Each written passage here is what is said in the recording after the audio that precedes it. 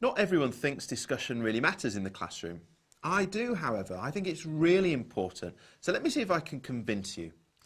I think the first thing about discussion is that it plays to students' strengths.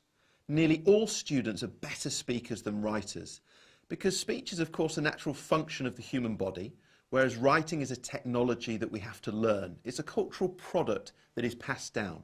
Of course, we learn how to speak, but this is just a biological inheritance that we develop, whereas writing is something that has been created culturally. It's an artifact, as it were, or a technology, which is then learnt in a very different way.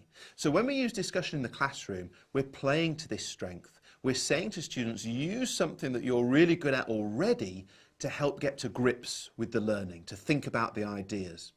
On top of this, discussion gives you a great space in which to refine, edit, and articulate your thinking. So if you're talking things through, you're putting those thoughts out and you're describing them through the act of articulating them.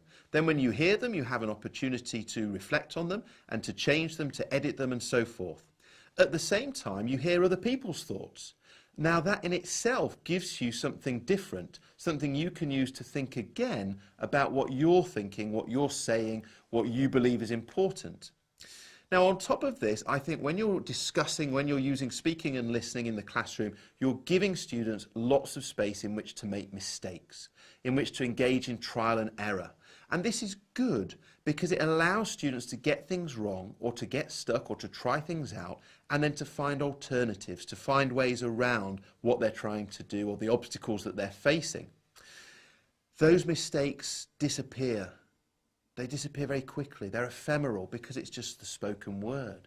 Now, this differs from when we write something down and make a mistake, because then we can see it and we can maybe see it with a line through it. And for some students, that can be a little uncomfortable. It can invoke some of those feelings or fear of failure feelings that they might have. Whereas with speaking and listening, we make the mistake, we move on straight away, just like that. So it allows students to make mistakes in a safe environment. The final thing to say about discussion, in my little bit of advocating for it, is that it's a type of verbal rehearsal. And what I mean by this is that as you're discussing something, so you're rehearsing your ideas. So if you then come to do something else, for example, write down your ideas about the topic, you've already done that bit of rehearsal, which makes it easier and simpler to then put your ideas into writing. So I think discussion has got all sorts of benefits, both for students but also for you as the teacher. And that is why I think it should play a central role in almost any lesson that is being taught in almost any classroom. Golden nugget. We can use discussion as an arena in which students can make mistakes, refine, edit and develop their thinking as a precursor to written work and as an example of verbal rehearsal.